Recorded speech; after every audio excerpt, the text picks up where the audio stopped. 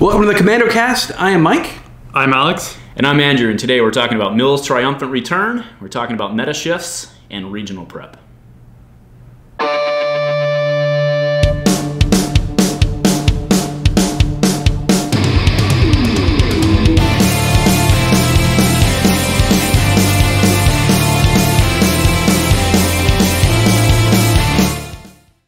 So this week we want to talk about the resurgence of Mill, the shifts in the meta, and also regional preparation. And joining us today is our good friend Alex. Alex is an expert in many things. He is the third or fourth best player in our play group, so we figured it'd be a good time to bring him on. So thank you, Alex. Why don't you tell us a little bit about yourself? It's a very humble representation of your skills, Mike. My name's Alex, new to the Commando cast here. Started playing Destiny about a year ago, right around time with the two-player set coming out. I have fond memories of playing pre-nerf Phasma along with the old Anakin. Okay. Not quite emo kids, but emo guy and girl. Started playing competitively, played in the Portland Regional last year around the same time. I think placed 18th. I think I did better than Mike there, if I'm remembering correctly. So no, I don't. A lot of misdirected smack talk coming from this direction on the cast. But yeah, excited to be here, excited to talk about the last regionals that have come up, what we think is sort of going on in the regionals going forward, and some thoughts on Theed and the meta and other things of that nature. Awesome. And just to put people in perspective, what do you generally enjoy playing? What type of decks do you enjoy playing? I enjoy playing aggro decks. I sort of dabble in all like the top, I would say top tier, the top meta decks, just to get an idea of what I'm going to face against. But I think aggro is sort of what I've cut my teeth on. Pretty, I don't know, prolific is the right word, but prolific Boba 7th player when that when that was a deck. So yeah, that was sort of my favorite deck and sort of what I like to play going forward. So I've been enjoying Vader Greedo, much to the chagrin of probably every person watching and the people sitting here. But you know, that's a deck that I enjoy. Yeah, well, it's great to have you on. For those who've watched the cast in the past, we refer to you all the time, so it's good to actually put a name with a face. So, all right, guys, let's talk about this week in Destiny, specifically this last weekend of regionals. So there were, just real quick, there were 5. Okay. There was Utah, Nebraska, Perth, Brisbane, and Virginia. Actually 6, sorry, there was Dallas on there as well. Yeah. Right. So how'd things turn out this weekend, Mike? To my surprise, there was a lot of Mill won a couple, and then to my not so much surprise was Vader took a couple, and then our wily friends in Australia, their meta was all over the place, but very exciting. It's good to see they have such a varied meta, especially our Perth Java friends. So good job out there, guys. Yeah. So just to recap, so in Dallas, Vader Greedo took it with Yoda Leia coming in second place. Utah was the Vader Greedo off. Right. Nebraska was Millpocalypse took it. That's the Millionaires. Millionaires is right. what it's also Yoda, being called, right? Yoda, Cassian, and Anakin. Perth actually had a drive-by shooting deck win it, which is awesome. Throwback. Brisbane was Flyboys, Mustache Riders, whatever you want to call it, the Han Biggs Falcon. And then Virginia was Yoda, Leia, Mill. And this one, I think, leads us into our Mill discussion pretty well. So I want to give a huge shout-out to this deck. So they used as their plot taking ground because they wanted to win the roll-off so bad. And I personally think that's the huge, brilliant play of the weekend. It's just super spicy. Right. Yeah, I mean, keeping your opponent off of Theed is probably worth it because otherwise you'd be getting a shield, which is, I mean, not nothing, but you know, not them having Theed is definitely worth it for you, and playing Lothai, the Mill battlefield. Oh, yeah. That we've occupied city. Yes. Okay. Yeah. So, what, Alex? What do you think makes Mill so strong in this meta? So, I think Mill right now matches up against a lot of the big, you know, either fat vehicles or you know someone still playing the Shadowcaster reset. I think it matches up well against that. I think it matches up well along with Force Jump, which I think we've seen in the last this prior weekend's regional.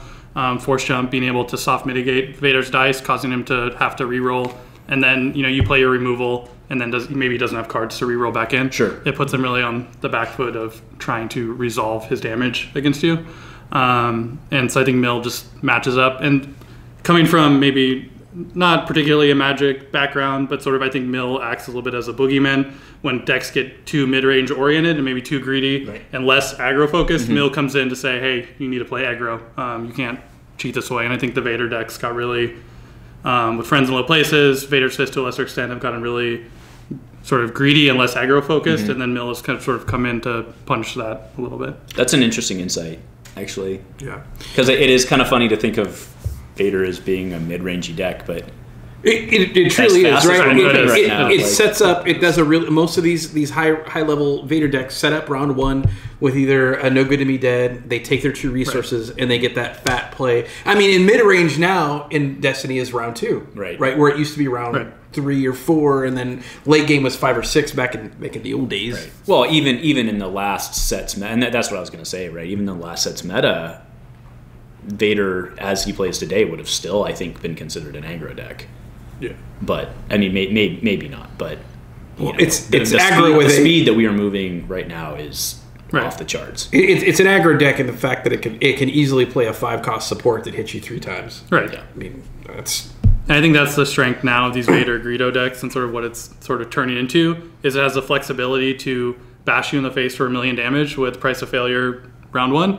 Or sort of take the resources, wait, put down a Vader's Fist, and grind you out of the game, right? Right. In the mill aspect that I like that you brought up is, I agree with you. I think one of the reasons why it's so good is because Vader's power action plays into your mill strategy. That's right. Like you remove its dice, and then its only defense to your removal is helping you win the game ultimately. So it was a brilliant meta call.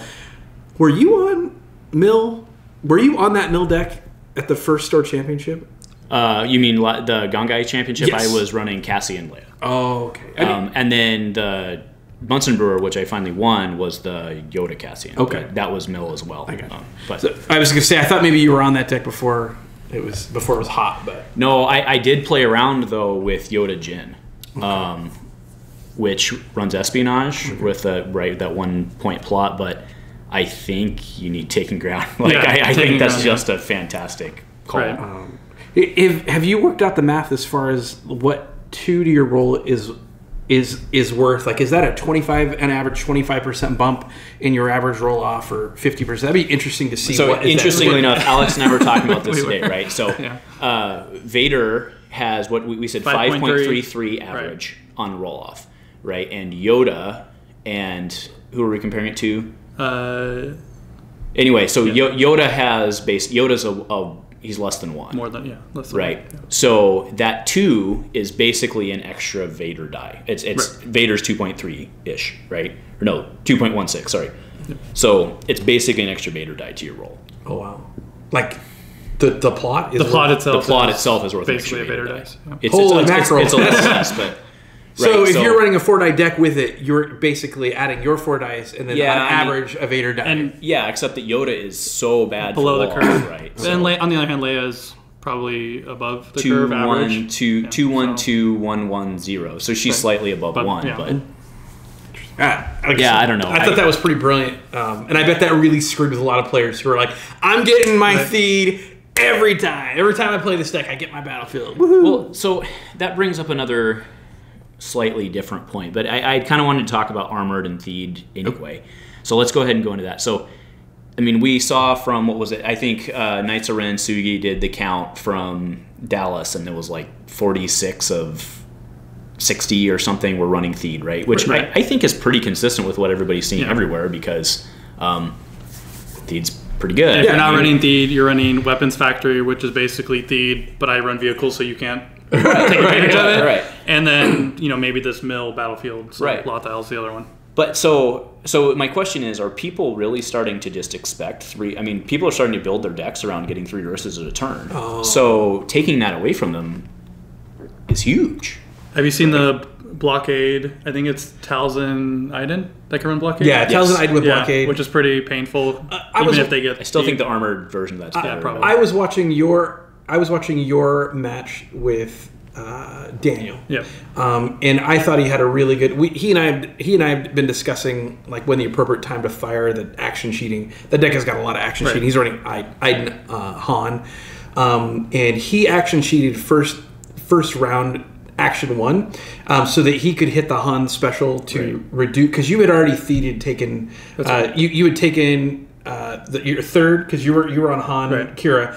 You played a gun, rolled out. He then cheated out, took your resource, and I could see it in your body language that you had taken that one and played a gun so you could save 1 for removal. Right. And it was really damaging. So, like, to your point, when people are building their whole deck strategy along with either I can pay a gun and I have removal and I'm fine, and then you take that from them, you have derailed their entire turn 1 strategy. Yeah, but but then that leads to the question of, should people be playing like that, right? I mean, Destiny in of itself is a 2-resource curve game, right? So it used to be, all right, if I'm going to play this 2-drop, I'm out of money unless I do something accordingly. And, I mean, shouldn't people not have forgotten how to play that way, right? So, I mean, I think it was a great meta call for the weekend. I do think it probably won't catch people as by surprise next weekend, right? And also saying if, like, maybe I sequence better, right? I play 2 gun, I have 0 money, he can't take any away from me. If I ever need to play removal, power action, boom. I mean, unless we're getting close to the end of the round where you're afraid you're going to lose the ability. That's where it gets to... Yeah, no, I think that's a good reaction to that kind of play. I don't think people are going to quit playing Theed. No, that's and not I don't think saying. people are going to quit. I don't think people are going to quit trying to play with their big new toys. I think taking ground is a great battlefield because there's nothing your opponent can do about plot. it. It's a great plot because there's nothing your opponent can do about it. And I think in these sort of maybe yellow-red pairings, whether it's hero or villain, that 2-cost gun, 1-cost removal is less painful. I think it's really painful if Vader doesn't get Theed because I mean really everything he's running right is 3-cost. Or 0 cost. And he's got a 4 for 1. That's so right. He absolutely so needs like that taking that away that's a lot. And that's where the value standpoint of the value of just that 2-point plot is way more than 1, right? Because it used to be before this whole feed thing, you didn't really care. Like that was a worthless. Like why wouldn't I spend my 2 points on the shield because the shield's so much better? But now, right? Everyone's willing to trade 2 shields for a resource. Yeah. So therefore, your 2 points to either get Theed or keep them off Theed is way more valuable than 2 shields. I mean, right, when like we've already said is less it's like valuable 5 resources over the course of the game. So, or like when the relative value of a particular battlefield, regardless if it's Theed or something else that comes out, is higher than taking ground necessarily, right? Gets more and more valuable. Right. Well, I mean, even to be frank, even if you're like, I revisited once I saw it, I was like, oh man, that Yoda Han deck that we built, 2 points instead of double down. Oh, maybe we run taking ground instead. Yeah, right? Absolutely. Yeah, just to get your own Theed. Totally. So, I mean, the value in that is, I mean, because in that case, it's basically a 2-point profitable connection. I mean, not exactly, but... Well, and I like the fact that one of the reasons why in my version, I didn't like drop-in was I was afraid I was going to lose the battlefield, and drop-in becomes much less valuable. If you have taking ground and you have a much better chance of getting your version of Theed, then drop-in becomes like a really good card. Yeah. And I think now we're in the point where decks are... I can't win the roll-off. I can't play this deck almost like Han Yoda is. Right. Basically, I'm not winning Theed. Right. I'm not winning Theed, so I can't play this. Right? Yeah, I feel like if we sit down across from each other with neutral characters, like it's a who won the battlefield roll-off, okay, you have a significant advantage. Which I think Han Kira is, pretty attractive because, those sides are looking pretty good for winning Theed. I strongly believe that the main reason Han Kira is even around is just because of Theed. Now, don't get me wrong, I can play cool tricks, but all right. So we've already kind of talked about Theed, right? So there's 2 cards that are really kind of running the meta right now, and quite frankly, they're Armored Reinforcement and Theed. And it's funny because for the first time, the cards that are running the meta are not characters, right? Yeah, that is interesting. So there's been quite a bit of discussion in various boards, right? I mean, this is what happens in our game. Every time that we see something like this, people start screaming broken, nerf, right? And I'm not saying whether they are or they're not, right? But, well, I guess that's the discussion I want to have. It's like, are they broken? Because, I mean, I'll just start, right? Personally, I think that if we make a change to Theed, that it's going to... So some of the changes to Theed that have been proposed, like, we'll make it work for neutral only, right? But doesn't that just mean that Han and Kira become even better? Yeah, Han and Kira become... Then the battlefield, to me, becomes more broken than it was before. Right. I agree, right? So, I mean, don't get me wrong. I'm not excited about the fact that we're going to be dealing with Theed for the next year and a half. Like, that kind of stinks. Like, don't get me wrong. But I mean, do people play Vader Jawa in this hypothetical world where you can only play with the neutral? I mean, maybe. Yeah. Yeah. I mean, yeah. Yeah, so... Yeah, and exactly. Like, I don't think it changes anything fundamental or anything. I don't think it changes any of the core stuff. I think it just shifts the meta again, and then we're going to be bitching about something else, right? So, and it's funny, we complained for so many months about how the meta had shrunk to these just 3 or 4 characters, and it was either Thrawn Snoke or Snoke X or Death, and then they released some tools to us that are not character specific but color specific. Armored reinforcement, all you gotta do is run a red character, right? And then Theed is anybody can run it, and it's these tools that anyone can use.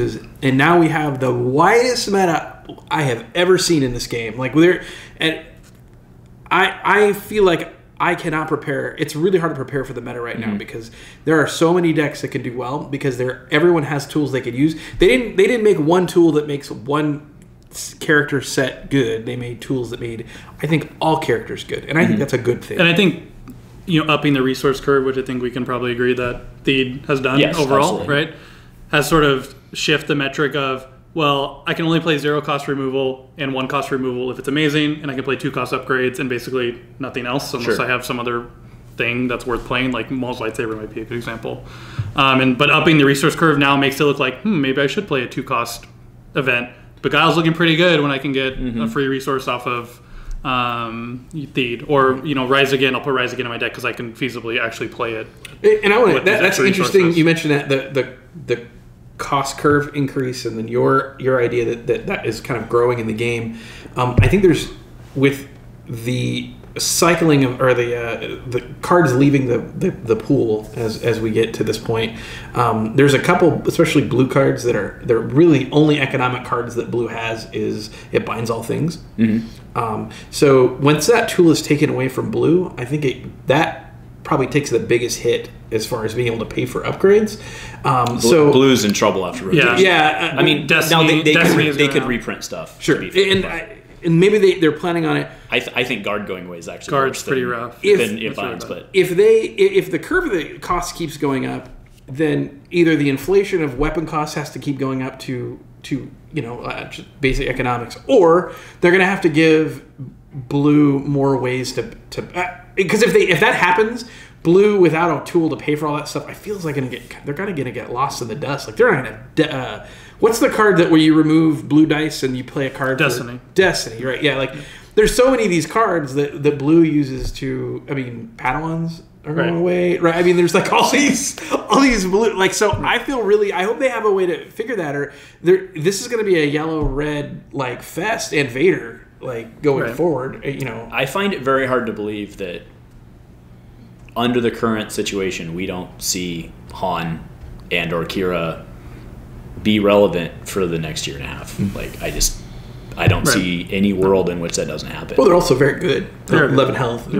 I'm not saying it's all just because of Theed, but it's kind of all because of Theed. Right? Yeah. Like, because, I mean, again, like we said, like, unless they just ban Theed, any change to it's going to have to do something with neutral, because that just, to me, makes sense. Makes them stronger. And that just makes them compared stronger to the field. I also want to remind everybody, since we're talking about neutral characters in Theed, that's our topic, is Anakin's a neutral character.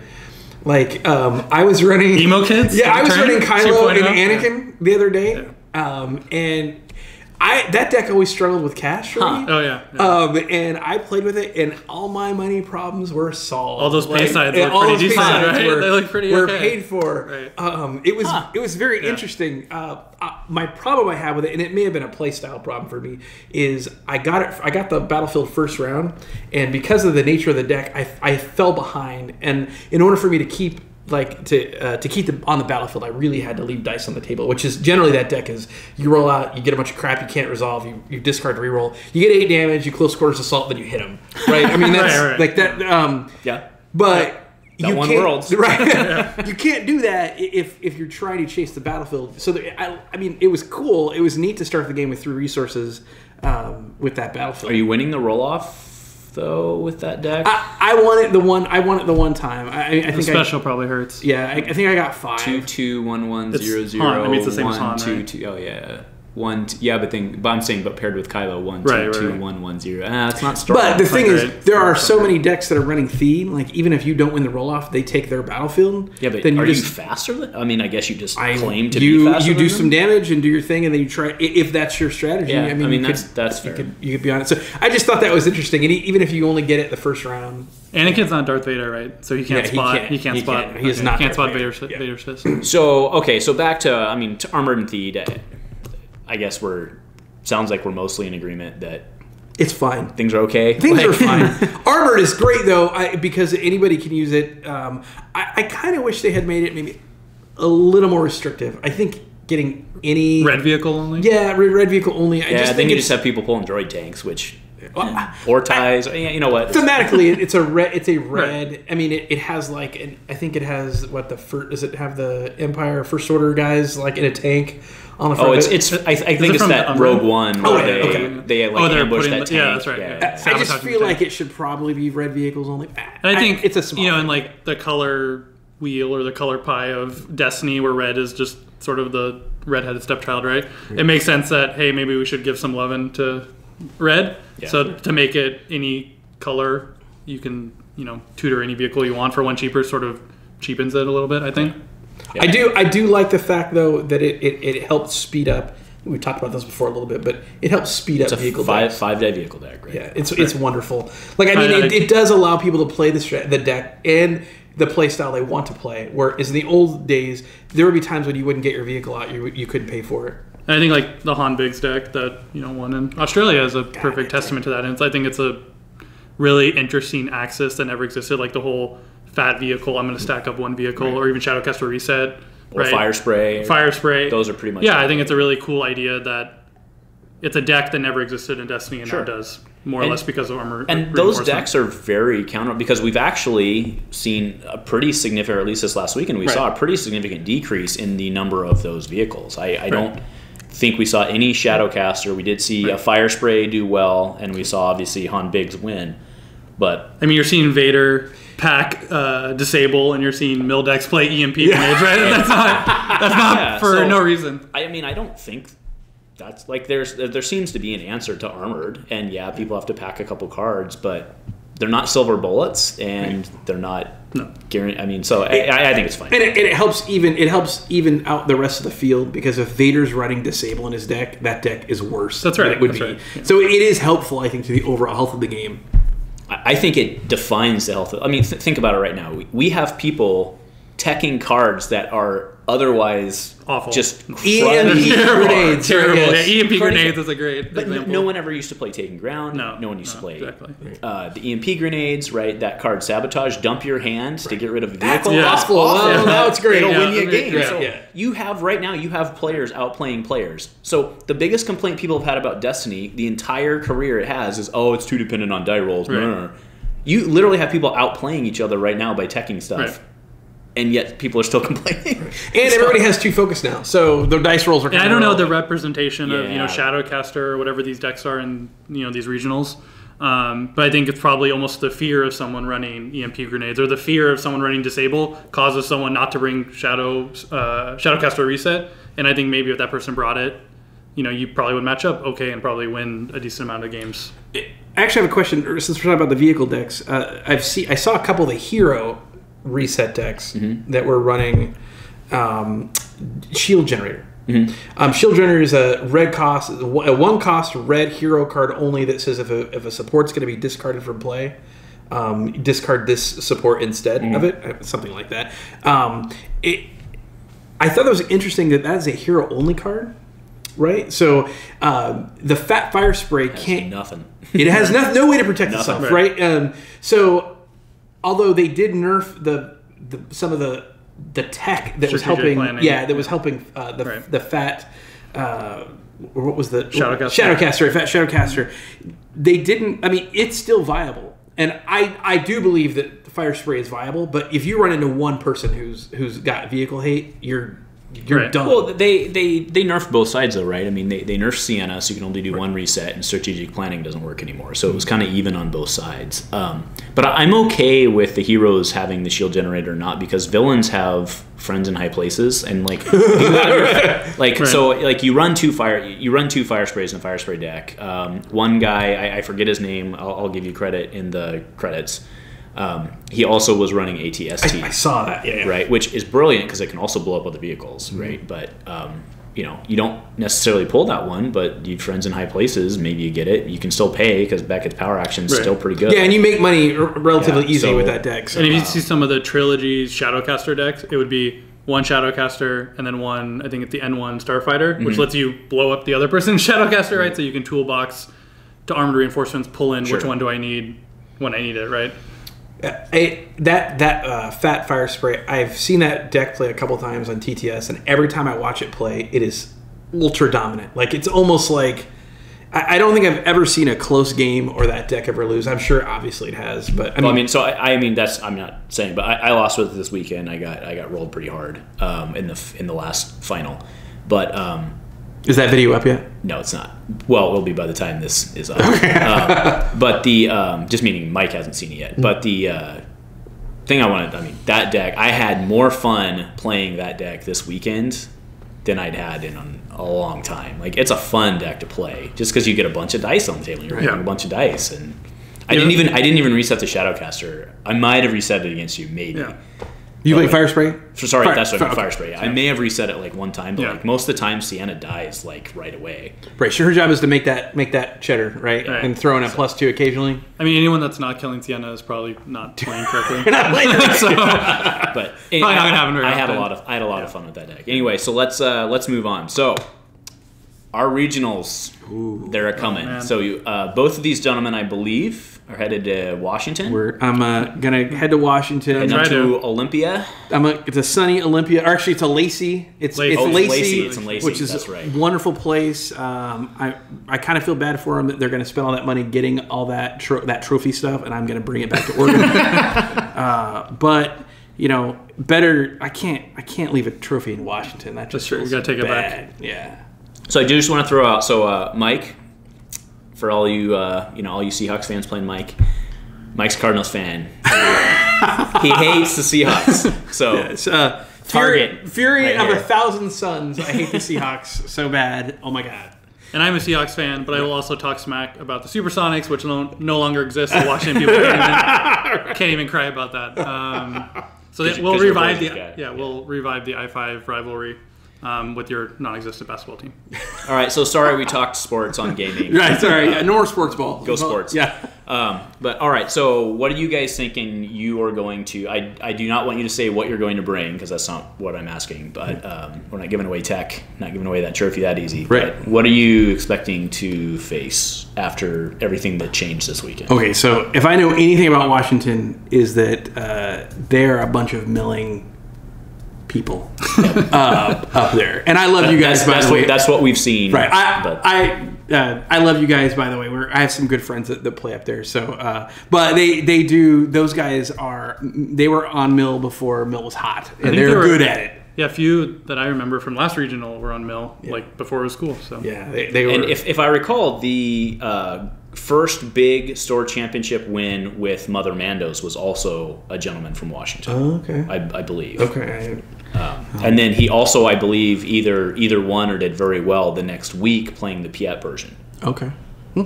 I remember that was very early summer. Our regional last year that we had in Portland, the first regional here, the gentleman's name was Braun, and Braun brought a mill deck. Yeah, I don't even remember, but I remember it was Rainbow Mill. People didn't even know what to do. Second place, I believe. Yeah, like people were.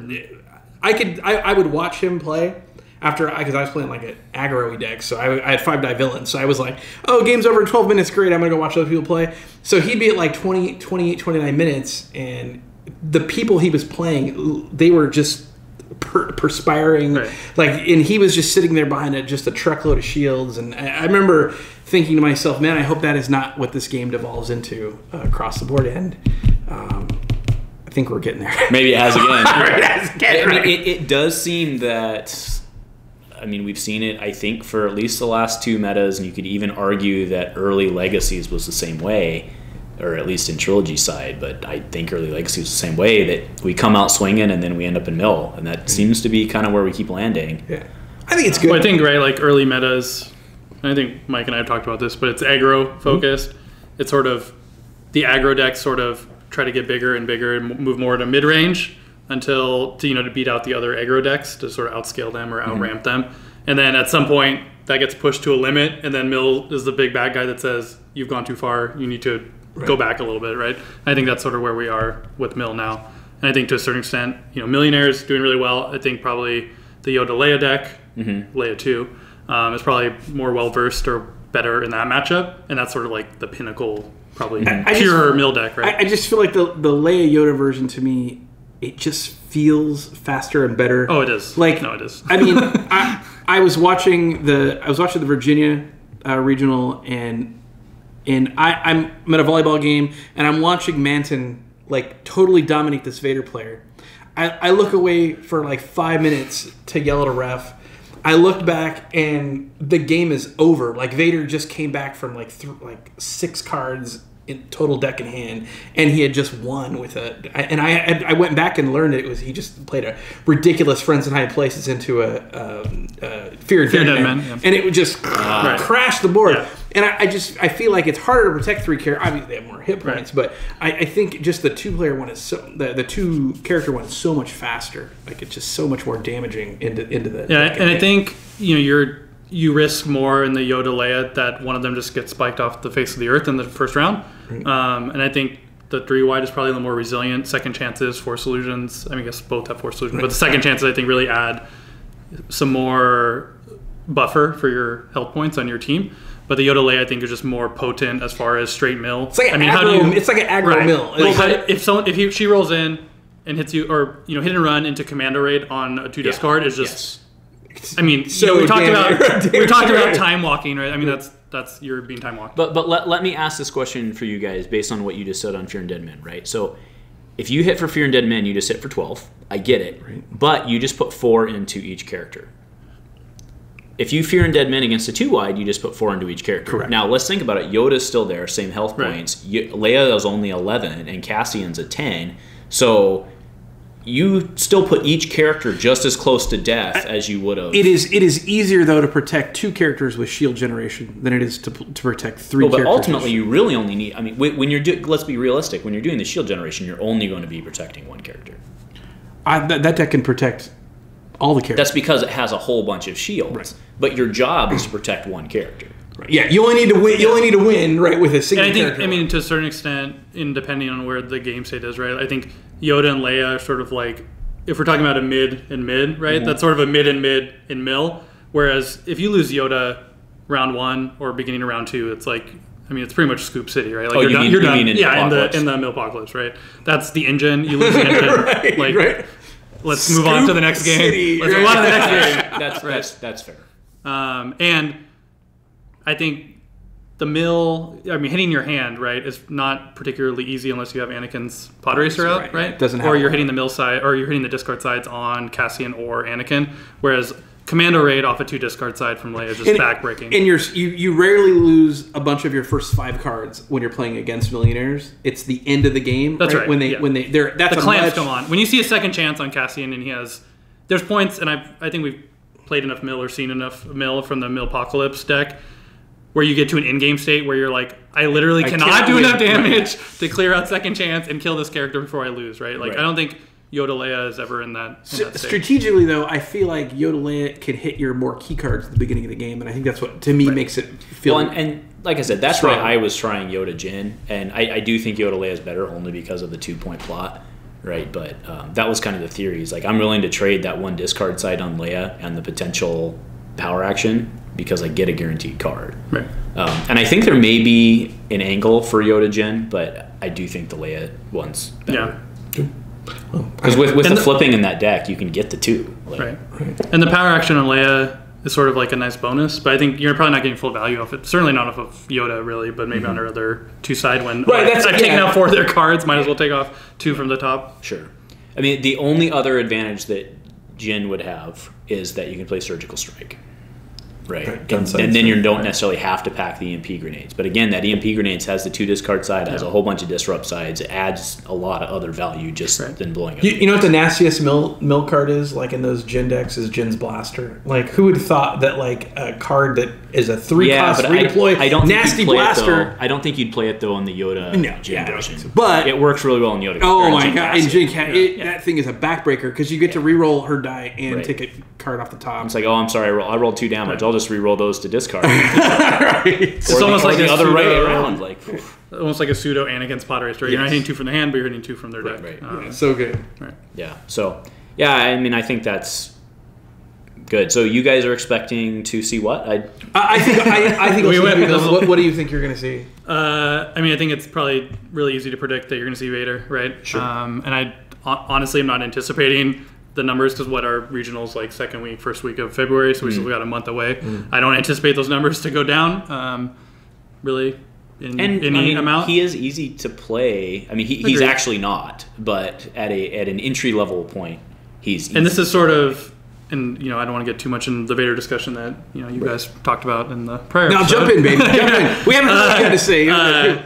But like I think Vader has a very low or a very high floor, right, and a relatively high ceiling. Right. So like if I'm going to a regional, I'm a new player. Like let's say I'm in my shoes that I was in last year, right? I would go in and say like, hey, I'm probably going to do pretty good with this deck. And I think with these mill decks, especially watching some of the Virginia stream games, you would see like, man, this person, Manton, an example, right, is playing almost perfectly, makes like one small, maybe arguable misplay, and then sort of proceeds to lose the game, right?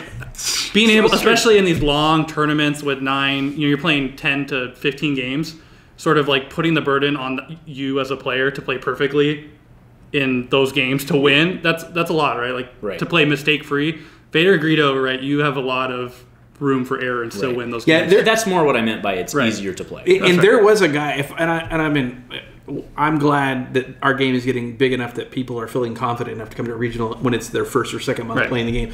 There was someone at that regional who was at the top tables who was very new to the game. Yeah, but he may not have been new to gaming though, right? So I mean, you see a lot of Magic players and it's pretty transferable. So yeah, okay.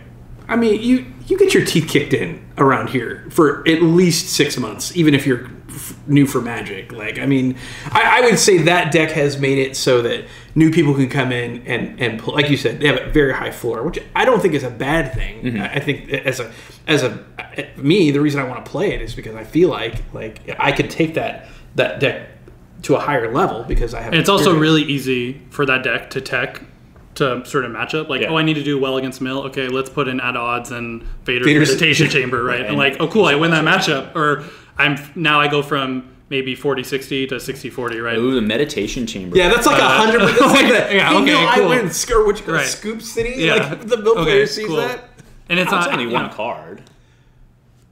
I know, but if that extends the game even one more round, right? Or put in Ancients back in. I'm not saying that it doesn't help, but I mean, some of those decks can melt pretty fast. Right.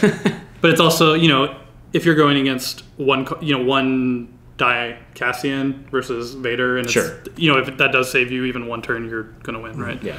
And then you play it right, and Cassian actually can't get you. That's right. Yeah. Or you slot in Ancients and at odds and Meditation Chamber. I mean, your Mill is really no way winning that, and that's like the way that these decks have to tech for Vader is so polar opposite versus what Vader needs to tech for Mill, right? They put in 2 cards, 3 cards, and they're like, okay, cool, I have a short my matchup, right? Or I put in Disable, I have a decent matchup against a fat vehicle deck.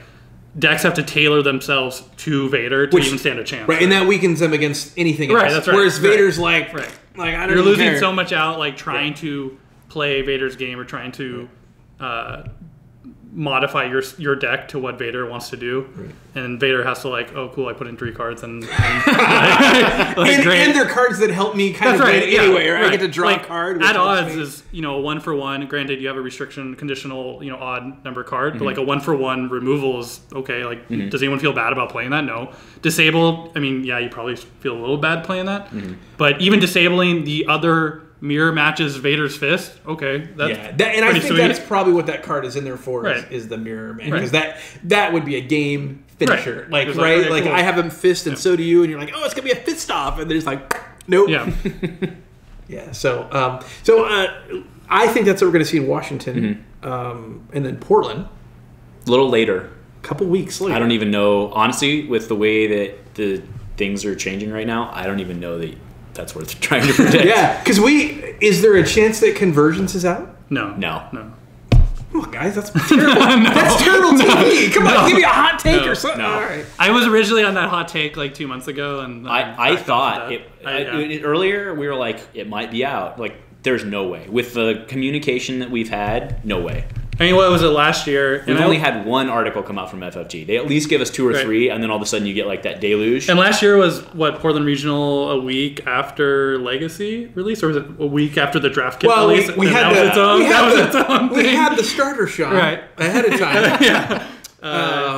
That was its own drama. Yeah, that was a weird. That actually was did weird. not. I would like a couple weeks clearance, like before like that was when the Commando came down in force. Oh man, the Idaho boys brought the Well, and remember with Legacies, the issue was that it was released on different continents at different times. That's right. But in reverse, like they got the draft. They got the draft kit, and we got Legacies, or it was the other way we got the draft kit first. It was the other way. They got Legacies. And I hesitate to say FOG has learned their lesson, but I think they've learned their lesson. So. That'll be the most positive thing I say. That'll be the most positive thing I say. This whole cast. And they've gotten better about release schedules. Sure. And not that there was a very high bar to jump over, but they have set the bar slightly higher and jumped over it. Yes, and we love you, FFG. We do. You make great games. You do make great games. So, all right. So, before we go into final thoughts, I just wanted to speak a little bit to logistics. So, about 2 hours before we're recording this episode, I actually released the Vader episode, which Mike and I had recorded several days before. So, when I originally did the release planning for the Dice Commando channel, the plan was to do one Commando cast per week, right? One podcast, video cast, whatever you want to call it, per week.